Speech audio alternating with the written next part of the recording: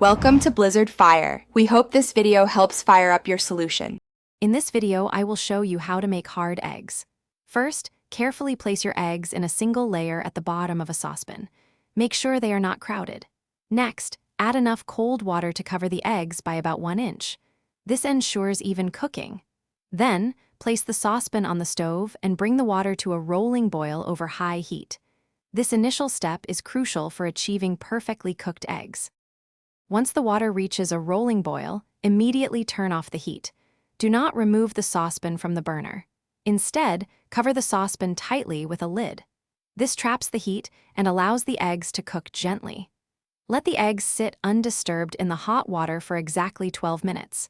This precise timing is key to achieving a firm, fully cooked yolk without any green ring. After the 12 minutes are up, it's time to cool your eggs. Immediately transfer them from the hot water into an ice bath. This stops the cooking process and helps prevent that greenish ring around the yolk. Let them cool in the ice bath for at least 5 minutes. Once cooled, gently tap each egg on a hard surface and roll it to create small cracks all over the shell. This makes peeling much easier.